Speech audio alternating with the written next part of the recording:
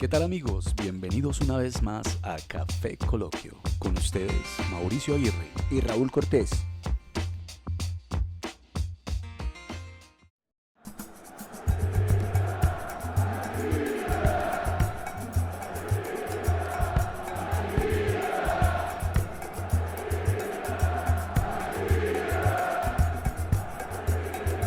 El fútbol podría definirse como una religión que tuvo su origen deportivo. Ningún ateo o agnóstico podrá entender jamás esta disciplina que unifica a dioses, apóstoles y fanáticos en torno a un trozo de pellejo lleno de aire comprimido, que hace las veces de cruz o Corán. Sabemos que las religiones mueven montañas y que, como afirmó el padre del marxismo, pueden ser el opio o droga del pueblo. Cualquier metáfora o descripción, por malsonante que resulte, tendrá su parte de razón o proximidad con el fenómeno futbolístico.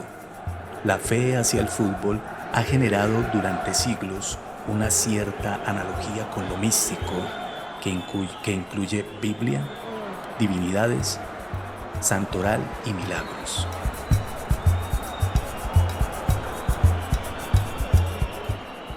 ¿Qué tal, Raúl? Bienvenido. ¿Qué tal, Mauricio? ¿Cómo estás? Muy bien, ¿qué tal tu semana? Muy bien, hombre. Interesante lo que leías. Y sabes que Eduardo Galeano, nuestro escritor latinoamericano, más precisamente uruguayo, era fanático al fútbol. ¿Y sabes qué decía él? El fútbol es la única religión que no tiene ateos. Por cierto, escritor de un país bastante futbolístico. Futbolístico y futbolero, ¿no?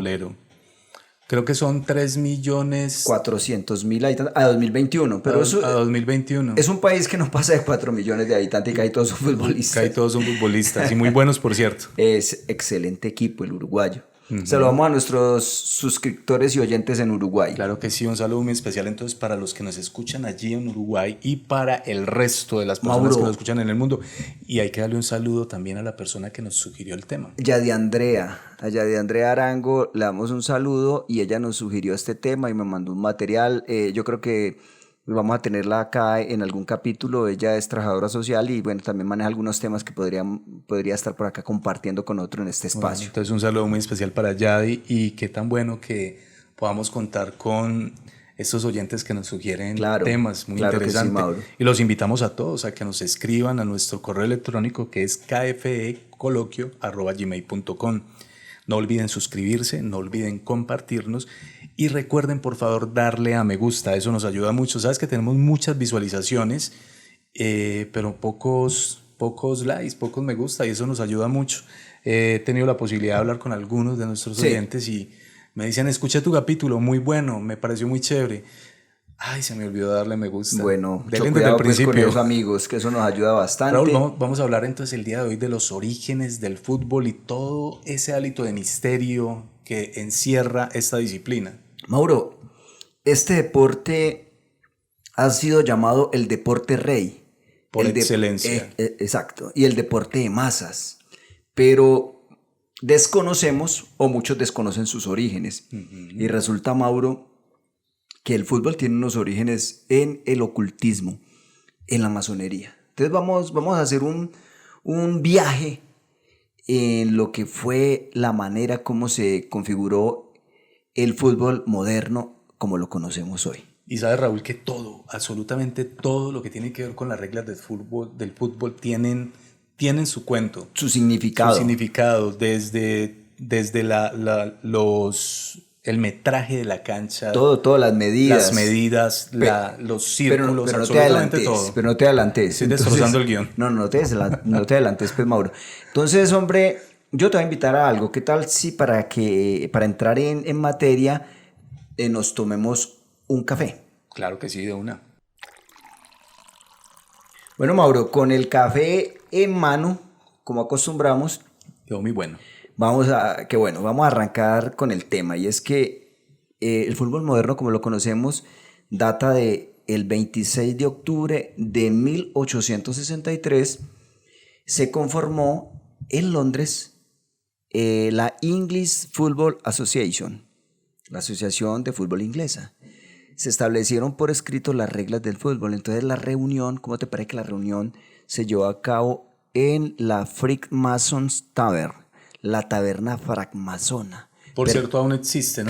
Claro. Le cambiaron el nombre, pero existe el lugar. Creo que es Frankmason Art, no Tavern, sino Art. Entonces, allí se reunieron 2 ciudades, ¿cierto? Representantes de 2 ciudades. Pero bueno, se reunieron los representantes de la logia Queen Isabel, número 11. Póngale cuidado pues a los números y toda esta simbología.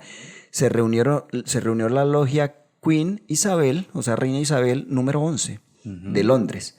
Allí un grupo liderado, como lo decías ahora, por la ciudad de Harrow, decidió un juego que permitiera exclusivamente el uso de los pies y la cabeza, diferenciándose de los representantes de la ciudad inglesa de rugby. Entonces ahí es donde se da la separación o la división del fútbol, soccer y el rugby. En este momento se configuran en todas las 2 disciplinas. Exacto. Entonces aquí se forma pues lo que es en esta taberna, se dieron esas deliberaciones y se acordó que el fútbol sería un deporte de equipo, jugado entre 2 conjuntos. Cada conjunto de ¿cuántos jugadores? De 11 jugadores. Mira pues el 11. Listo, 11 jugadores. 11 ya lo hemos nombrado 2 veces hasta el momento. Cada equipo tenía esos 11 jugadores y 4 árbitros que iban a controlar que se cumplieran las normas establecidas. El terreno de juego, ¿qué condiciones o cómo iba a ser? Iba a ser un campo rectangular de césped con un arco a cada lado.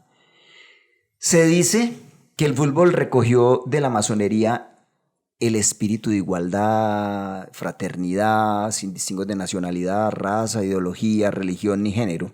No le importa si se trata de un socialista, un capitalista, un socialdemócrata o un tercermundista, que me parece pues un término bastante despectivo.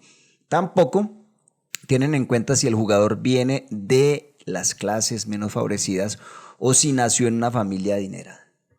Tremendo. Y mira que aquí predomina, a diferencia del resto de la sociedad, los jugadores que vienen de familias menos favorecidas son los que terminan siendo grandes estrellas y leyendas del fútbol, ¿no? Claro que sí, pero vamos a ver qué hay detrás de todo esto, Mauro. Entonces ahí empieza a configurarse el fútbol moderno. Pero resulta que hay muchos misterios relacionados con el juego del fútbol y con el juego de la pelota, porque ya por allá en el año 600, creo, se jugaba el juego de la pelota por parte de los mayas y los aztecas. Estamos hablando de más de un milenio atrás. Estamos hablando de la América precolombina. Entonces estamos hablando de la Mesoamérica, antes de que llegaran los españoles. Ya los mayas y los aztecas practicaban un juego con una pelota. Resulta que el juego se hacía con una pelota de goma, que esa goma la recogían del árbol del caucho, era como un látex. Las traían del árbol del caucho. Tenía un proceso de vulcanización y quedaba una bola de entre 3 a 5 kilos de peso que rebotaba bastante. Creo que los españoles, cuando vieron una bola como rebotaba, ¿sabes qué decían? Que esa bola parecía que tuviera un espíritu por el movimiento que tenía, como rebotaba. Tremendo. Ellos no fueron los únicos que llegaron con novedades. No. Se las encontraron por acá también. Claro que sí. Un saludo para los españoles. Los queremos mucho. Entonces, no sabemos bien el número de jugadores que tenía este juego de pelota de los mayas y los aztecas, ni tampoco sabemos pues cuál era el sistema de puntuación o cómo se decidía el ganador, pero sí hay unos registros en unos murales, inclusive también el Popol Vuh, que es el libro sagrado de los pueblos mayas, nos dan ciertas pistas de cómo era que más o menos se jugaba, porque hay gráficas que así lo demuestran, y resulta que podía jugar de 1 a 1 en parejas o hasta creo que 5 o 6 jugadores.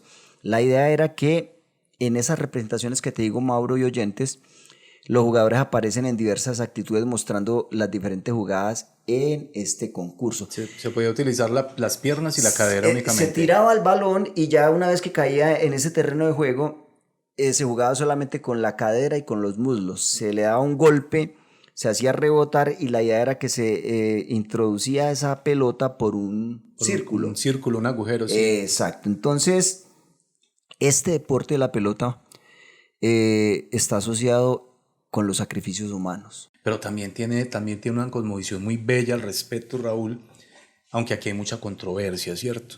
Pero se dice que el campo de juego representaba el inframundo. Sí.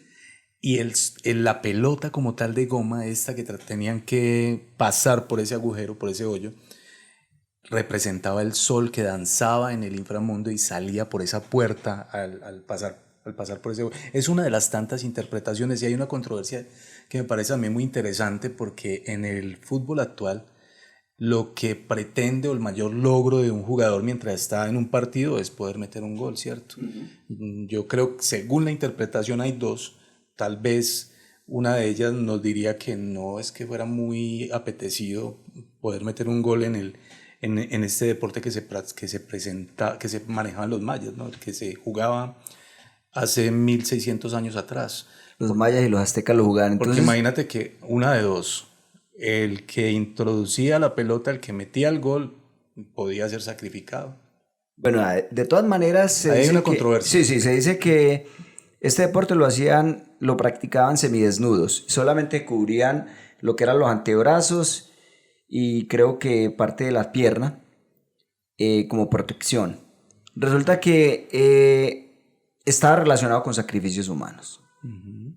Y lo que comentabas ahora de que hay cierta controversia, y es que dicen que algunos historiadores que se podía decapitar el perdedor, al capitán del equipo perdedor o al capitán del equipo ganador. En este segundo caso, que si se decapitaba al capitán del equipo ganador, se explica que era una ofrenda de la mejor sangre a los dioses. De todas maneras, perdedor o ganador, había sacrificio humano y esa sangre era un sacrificio a los dioses. Mira que ya desde esa época de los mayas y aztecas ya se estaba hablando del deporte de esta pelota o de la pelota con un alto contenido religioso, ritualístico y de sacrificio. No es el tema, Raúl, como tal, me desvío un poquito rápidamente, pero qué tremendo cómo las diferentes culturas a través de los tiempos y en diferentes locaciones tienen presente ese sacrificio y ese derramamiento de sangre. Eso lo podemos ver en el Lejano Oriente. No, en casi todas las religiones la sangre satisface de alguna manera a los dioses o a Dios. Tremendo cómo ese es un tema también para otro capítulo. Es un tema para otro capítulo, pero cómo ese Dios demanda sangre. Sí, ¿no? Porque ese Dios y los dioses de alguna manera demandan sangre como ofrenda, como la más alta ofrenda debe ser, porque la sangre radica la vida o algo así. Bueno, estábamos hablando entonces de cómo se manifestaba el juego de la pelota en tiempos mucho más antiguos, pero volvamos al fútbol, a los orígenes y el fútbol moderno. Estamos hablando del número 11 y es que la numerología ahí tiene una relevancia tremenda. Mucho significado. Entonces, bueno, pero entonces el fútbol es creado, el fútbol moderno, por masones. Eso hay que dejarlo claro. Masones ingleses, ¿no es cierto? Crearon el fútbol. Ahora vamos a mirar las medidas y todo de la cancha que tú decías. ¿Quién fue el primer campeón del mundo? El primer campeón del mundo fue en 1930, el primer mundial, ¿no es cierto? Creo que sí. Italia. No fueron Uruguay. No fueron los ingleses. No. Los ingleses no fueron los primeros campeones. No, fue Uruguay. Entonces, resulta que desde 1901 a 1910 llega mucho inglés e italianos masones a Argentina. Y del 1901 al 1910 se fundaron casi 30 instituciones en Argentina que surgieron. Hasta el día de hoy hay muchas. Por ejemplo, está Gimnasia y Esgrima de La Plata, Banfield, Estudiantes, Central o Rosario Central más bien, y Racing Club de Avellaneda y también el mismo River Plate. Bueno, entonces estos equipos que te acabo de mencionar fueron creados por masones. Y en el caso tuyo, Raúl, ¿River o Boca? Boca. Entonces, River. ¿y vos? River. Bueno, entonces, ¿cómo te parece que llega esa tradición masona, francmasonería a la Argentina? Se fundan estos equipos, pero Mauro, mira, hay muchos equipos que son muy importantes a nivel mundial que fueron creados o fundados por masones. El Fútbol Club Barcelona, Fue fundado por un señor Gaiser, que era colaborador de un tal Arus, que también era masón de la logia Aban. Y en la construcción ellos tuvieron mucho que ver con la construcción de la masonería en Cataluña, ahí en esa región de donde pertenece en España el Barcelona. Entonces resulta que el Barcelona tiene, ¿te has dado cuenta que tiene unos colores que dice blaugrana? El azul y el rojo. Sí. Se decía que uno de los fundadores era de Suiza y entonces había tomado los colores del Basilea de Suiza, que son parecidos, pero resulta que no. La respuesta está en una biblioteca masona que hay en Barcelona que llama Arus, en honor a este masón. Hay un cuadro, hay una pintura donde aparece una mujer con una representación de un gorro como de la libertad, y tiene los colores azul y granate. Los mismos del Barcelona. Y resulta que esos colores los comparte una toga ceremonial de los masones que es de la logia, o mejor dicho, de York. Tiene esos colores y por eso asumió el Barcelona los colores blaugrana o azul y rojo, porque representan a la logia de York y es, digámoslo, un símbolo de lo que es la masonería, estos colores, ¿cierto? El River Plate de Argentina. Vos sabías que los colores del River Plate, que es la camiseta blanca con la banda cruzada roja, corresponde a los del mandil. Esa banda sí, es la banda roja, la banda roja que cruza la camiseta hace honor o recuerda el uso de la banda del gran maestro mandil de la masonería. Entonces, en aquella época era parte de la vestimenta del maestro masón tener una túnica blanca con esa franja roja cruzada. Y de hecho, Mauro, ¿sabes cómo se llama el estadio del River? El estadio del River tiene el nombre, el monumental, de Antonio Vespucio Liberti, que era el presidente del club y que era un masón. Tremendo. Mauro, vamos al Betis de España. Este equipo tenía primero un escudo que era un círculo con la letra R y B, que quería decir Real Betis. Resulta que como también fue fundado por un masón, ¿qué hicieron? Escogieron el triángulo invertido. Representa la Trinidad. Entonces, el triángulo es la imagen geométrica del ternario y este símbolo numérico equivale al 3, la Trinidad. Y también hay 13 franjas, ¿no? Activo, pasivo y neutro.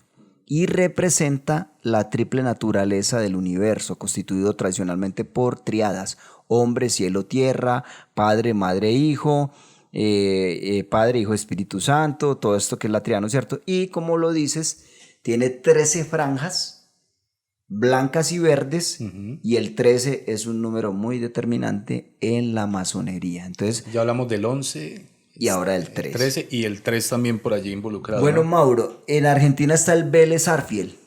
¿Has visto ese equipo que tiene una camiseta blanca y tiene como un collarín en V azul?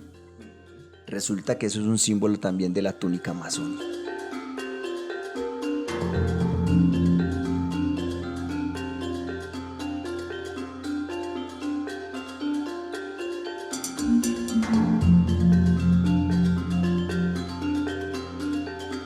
El Vélez Sarsfield fue fundado por ingleses también y de origen masón. Aquí hay una cantidad de mensajes subliminales. Es que entramos ahora en contexto, o en contexto no, a profundidad. El Manchester United, o el Manchester United como le dice la gente, pertenece a la masonería roja de Escocia, por eso tiene una camiseta roja. ¿Masonería roja? Roja, sí. Así ¿Es que otro tipo de masonería o qué? Es que la masonería es muy amplia y existe la masonería y la francmasonería, y dentro de la masonería hay varias logias, como la que hablábamos de que fundó las reglas modernas del fútbol en 1863, que era la logia Queen Elizabeth XI.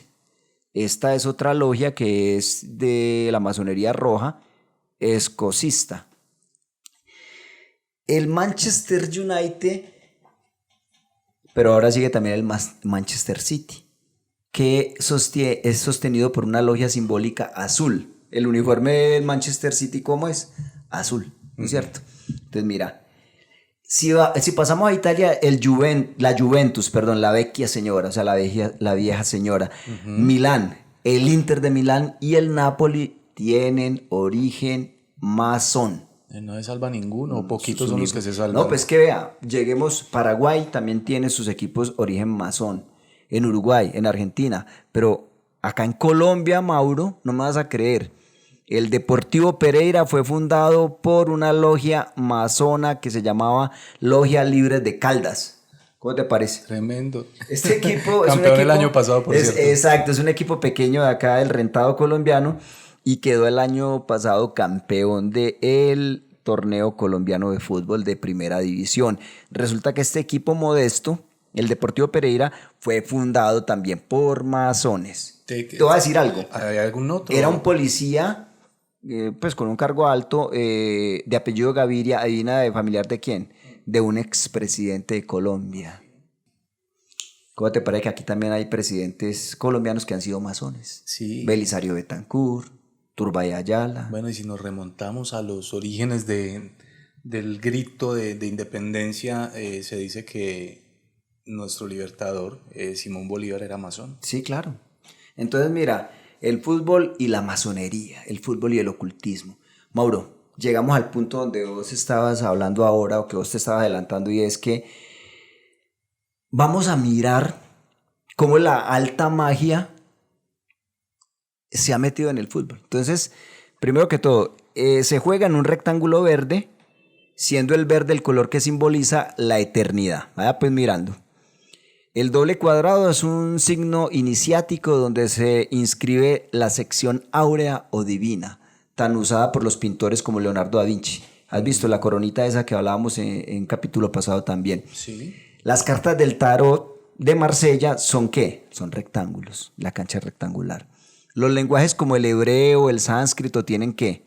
22 letras principales. Cada equipo tiene ¿cuántos jugadores? 11 jugadores. ¿Y en total son cuántos? 22, ¿no es cierto? Entonces los jugadores de un partido de fútbol son 22, tantos como los 22 arcanos mayores del tarot, o sea, los 22 secretos mayores del tarot, o los 22 polígonos regulares. ¿Qué hay en el centro de la cancha? Hay un círculo con un punto en medio. Representa el compás. Ajá, y también el símbolo del oro en la alquimia, o del sol, o del dios esotérico. Mira entonces, el terreno verde se delimita en sus 4 esquinas, 4 áreas indicadas ¿por qué? Por un cuarto de círculo. ¿De qué estoy hablando? En las esquinas donde se cobra el tiro de esquina. Donde coloca la banderita. Donde coloca la banderita y se pone el balón. ¿Eso qué es? Un cuarto de círculo, uniendo los 4 cuartos que forman un círculo completo, ¿no es cierto? Mira pues el simbolismo que tiene desde la luna creciente, menguante, luna llena. Son todas las fases lunares allí. Exacto. Entonces, corresponden a los 4 símbolos de los arcanos menores del tarot. Espadas, copas, bastos y oros. ¿Qué hay qué se encuentra frente a cada arco? También hay una... Es un medio cuadrado. Un medio cuadrado vertical, que se extiende 2 medios cuadrados horizontales. Si se suman los 2 arcos, Mauro, se obtienen 3 cuadrados, uno más pequeño, uno medio y uno grande. Son los 3 cercos cuadrados, cuerpo, alma, espíritu, símbolos del templo, que va del cuadrado exotérico al cuadrado interior esotérico, donde se viene a anidar la pelota. Tú tenías algo que tiene que ver con los arcos, que representa todo esto. No, y mira cómo también especifican la parte donde está el lanzamiento de tiro penal. Eso es una media luna, y de hecho lo manifiestan los narradores de fútbol como desde la media luna como tal. Pero hay algo muy interesante con respecto a los arqueros. Y bueno, ¿cómo son llamados? Son llamados cancerberos. ¿Y qué era el cancerbero? Era este cano, este perro de tres cabezas que guardaba las puertas del Hades, ¿no? Del infierno, del inframundo. Del inframundo. Se dice que el campo de juego es ese inframundo. Y cada cancha, o cada cancha como tal, es una entrada. Cada arco. Cada arco como tal es una entrada.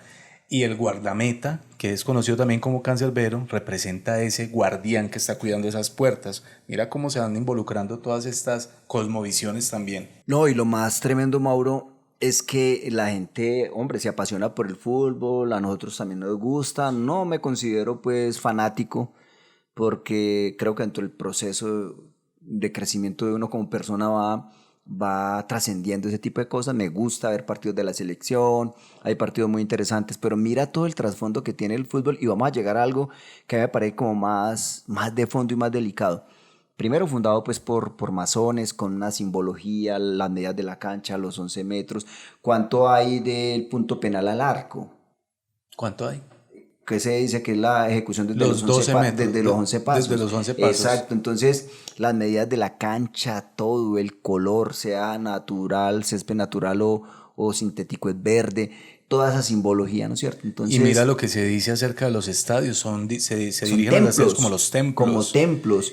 La- Imagínate tú qué puede pasar, Raúl, en un estadio que puede albergar 20.000, 30.000. 30.000, 40.000, hasta 70.000 personas. Sí.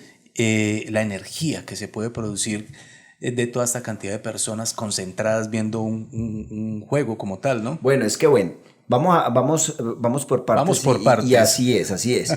Todo ese simbolismo que tiene, todo ese misterio de ocultismo, porque sabemos pues que los masones de pronto, por medio de su tal Club Rotario, el Club de Leones, hacen una cantidad de obras sociales y apoyan entregando marcapaso, haciendo cirugías para niños que tienen labio leporino y bueno, hacen una serie de actividades de tipo social, pero no podemos negar que es una sociedad secreta, oculta, que aunque se conocen ya cosas, digamos que dejan que la gente vea. De todas formas hay rituales que la gente desconoce y sigue siendo, aunque no tan oculta, sigue siendo una sociedad que maneja el secreto y que dentro de su secreto tiene sus manipulaciones y su contenido esotérico y su contenido oscuro, porque no todos lo sabemos de la masonería, Y pero bueno, que no sí pretendemos, está metido en muchas no pretendemos, cosas. Raúl, satanizar el fútbol, ni mucho No. menos. Nos gusta y a la gente le agrada. Sí, pero hagamos una reflexión en torno a se esto. puede hacer una reflexión bien interesante y es como desde la antigua Roma se decía del pan y circo. Sí, pero antes de que lleguemos a eso, has visto, pues, tú decías, son templos de concreto los estadios. Inclusive hay teorías que nosotros aquí les ponemos y ya si usted quiere creerla, pues bien, y si se identifica con ella, pero hay personas que dicen que detrás de todo este deporte hay unas élites. Y de hecho sí hay unas élites. Creo que el mismo Joseph Blatter es masón, que es el presidente de la FIFA. Todavía es presidente de la FIFA. O el que era presidente. El que era eso, Joseph Blatter. Tuvo muchos escándalos de corrupción y una cantidad de cosas. Ahora es otro, se me pasa el nombre, pero bueno, sí, era masón o es masón. Resulta que hay unas élites que manejan este deporte. Es que los ríos de dinero que esto mueve son impresionantes. Mueve mucho dinero y mira que de dónde sale todo este dinero, pues de los mismos fanáticos o correligionarios que cada 8 días o cada que haya fútbol apoyan sus equipos de una manera visceral, a veces hasta irracional. Con una fidelidad impresionante. Exacto, entonces dicen que hay unos seres espirituales que se alimentan de todas esas energías que se generan dentro de un estadio porque la gente sufre, la gente grita, la gente goza, la gente dice malas palabras. O sea, lo que tú decías, 30.000 o 40.000 personas generando una energía, no sé qué tan positiva o negativa, pero dicen que hay unas entidades espirituales que se alimentan bueno, eso es una de esta energía. Sí, es una hipótesis y la ponemos ahí. Hay hipótesis, tantas teorías que pueden pasar. Pero bueno, volviendo al tema, Mauro, me ponía yo a ver que hay muchos futbolistas que tienen unas celebraciones muy extrañas y muy raras. Así es. Pero mira, Raúl, es que el fútbol influye en muchas cosas, en la política, por ejemplo, los políticos se adhieren a esos triunfos y al momento futbolístico bueno que está pasando determinado equipo o la selección de su país para ganar votos, en fin, lo utilizan de mil maneras. Pero no nos desviemos, el asunto es que hay mucho ocultismo también dentro de algunas celebraciones, sino que usted las pasa por alto y las repiten sin tener de pronto conciencia de lo que significa. Mira, por ejemplo, que está el Mago Valdivia, que era un jugador chileno, y una de las celebraciones que hacía era tapándose un ojo y levantando la mano, formando un triángulo con las manos. Otro celebraba sacando la lengua. Otro, por ejemplo, el caso de Mourinho, en una foto que le tomaron, estaba haciendo una señal como de egipcia o de poder, que es uniendo el pulgar con el índice y quedan los 3 dedos levantados. Otros con una serie de simbolismos en sus celebraciones que son esotéricas. Eso no se puede negar. Sí, como decías ahorita, Son del ocultismo. no es algo que se manifieste únicamente en las grandes estrellas. De pronto ahorita es más visible. Podemos ver también algunas celebraciones de jugadores como Cristiano Ronaldo, que se asemejan mucho a unas figuras pues que hay dentro de la masonería. De la masonería y el ocultismo. Pero a mí lo que me parece más tremendo es todo ese marketing que hay con la cabra alrededor de Messi. Sí, es que el año pasado, pues por esta época que jugó el Mundial, vimos que quedó campeón Argentina y este jugador Messi lo relacionan con... son unas siglas, pero igual forma la palabra cabra, Goa, lo digo en español, y él sale con esa cabra que es un macho cabrío, que es la figura que simboliza a Baphomet. ¿Quién era Baphomet? Era un demonio, era un demonio. Ahora, si usted va, por ejemplo, al Mundial del 2014, al Mundial del 2010 en Sudáfrica, Sí. el balón, ¿cómo se llamaba? Jabulani, que supuestamente en Zulu era celebración, pero la verdad que el nombre es muy parecido a Jabulón, que es un demonio. Que es un demonio que es una también. entidad oscura. Entonces, hermano, no podemos ocultar el sol con un dedo. Ni vamos a satanizar, como tú dices, pero no vamos a desconocer este tipo de simbolismo religioso, cabalístico, oscuro, y sin irnos a lo que hacen los jugadores en África. A mí particularmente lo que ocurre con Messi me llama mucho la atención, porque es que mira que hay como parte y contraparte. Si te fijas en el cristianismo, hablamos del Cordero, ¿cierto? Es como la figura por excelencia del cristianismo como tal, y esa contraparte es ese macho cabrío que representa al diablo, ¿no? Claro, en los aquelarres se aparecía el diablo con forma de macho cabrío, dicen pues. Bueno, y podemos ver, por ejemplo, figuras tan importantes como este señor Francisco de Goya, este gran pintor, que tiene una serie de pinturas llamadas pinturas oscuras, donde él representa este aquelarre, y allí en medio de ese ritual de brujos se encuentra ese macho cabrío. Y este señor Messi sale por todos lados con el asunto del macho cabrío. Con pues, esa cabra. Pues da mucho que pensar, ¿no? Y el manto ese que le pusieron negro cuando quedó campeón del mundial. Campeón del mundo, sí. En fin, mucho que pensar, mucho que analizar en este caso. Tiene muchos aspectos y conceptos de ocultismo, este deporte que mueve muchas masas. Y tú decías algo, pan y circo. ¿Qué es el significado del término pan y circo? Decían los romanos, dales pan y circo. Panenen circenses en latín, frase popularizada en la antigua Roma, donde el poder se dio cuenta de que dando pequeñas ayudas de comida y entretenimiento de baja calidad era suficiente para poder conseguir la aprobación de la plebe y así poder acceder al poder. Una forma de manipular. Sabes que aquí en Colombia en 1985, en noviembre, un grupo guerrillero se tomó el Palacio de Justicia en Bogotá. En lugar de transmitir eso en las noticias, ¿sabes qué pasaron ese día a las 8 de la noche?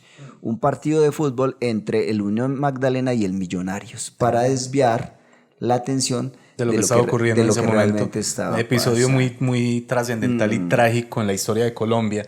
Mira, tú hablabas ahorita, Raúl, acerca de la relación del fútbol y la brujería en África, y es otro tema bien interesante, todo lo que ocurre en un partido en África. Creo que incluso un jugador leyenda como tal, creo que es este señor Milla, tuvo también una sanción muy importante por parte de la federación de su país, la Federación Africana, supongo, porque al parecer descubrieron que estaba llevando a cabo unos rituales para favorecer el equipo en el que él jugaba.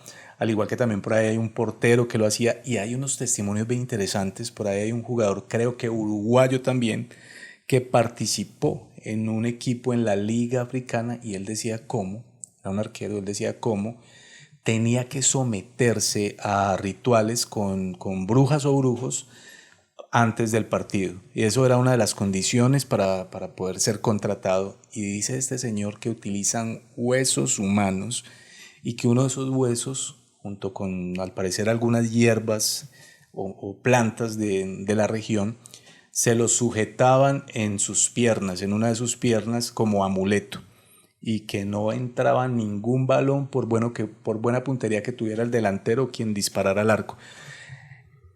Nunca he visto las brujas, como dicen, no creo en las brujas, pero de que vuelan, vuelan. Uh-huh. Hombre, ya cerrando este tema que puede generar mucha controversia, pero no podemos desconocer los orígenes de este deporte que nos ha gustado mucho y que en Latinoamérica se vive con mucha pasión. Y no solamente en Latinoamérica, en gran parte del mundo, en casi todo el mundo, como empezamos diciendo, el deporte rey, el deporte de masas.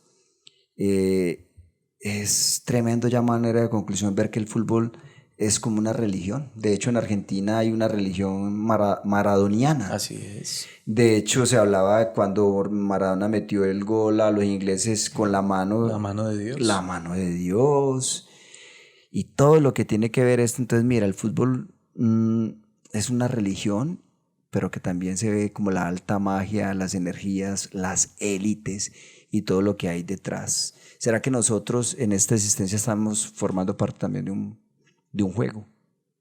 Y alguien nos mueve como fichas. Es bien interesante lo que dices, porque puede uno ver cómo algunos cineastas contemplan esa idea y la llevan a sus series o películas, de cómo al parecer hacemos parte de ese juego que está llevando a cabo seres pues superiores a nosotros, y somos marionetas, ¿no? Pero sin duda alguna, Raúl, el fútbol es un deporte que, a pesar de todo esto que hemos analizado y que produce diferentes emociones, también produce mucha felicidad. ¿Quién, o al menos yo y también tú, no nos perdemos un partido de un mundial? O sea, estamos muy pendientes de quién ganó, de quién va a jugar, de cómo quedó tal resultado. pero ya desapasionadamente, no tan visceral.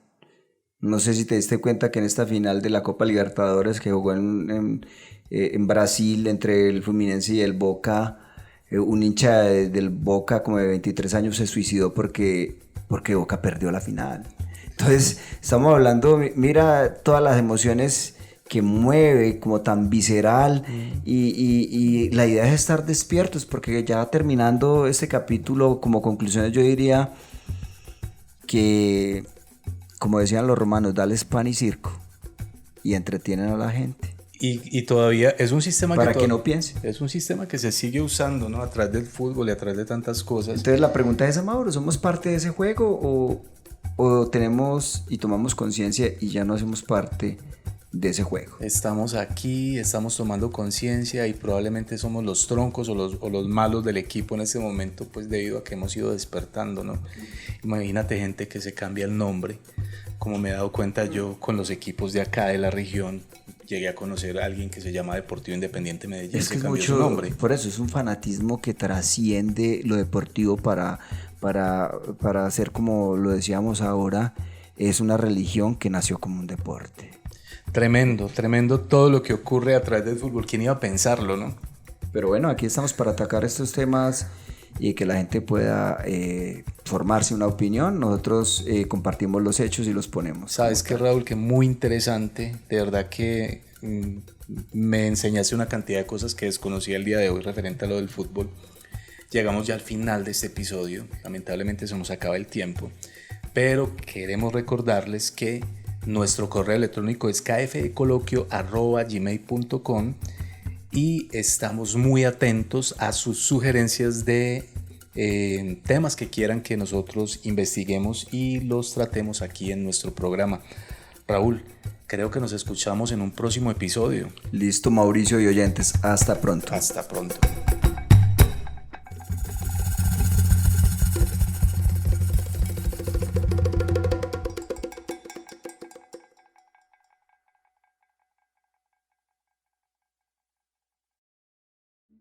Acabas de escuchar Café Coloquio Podcast.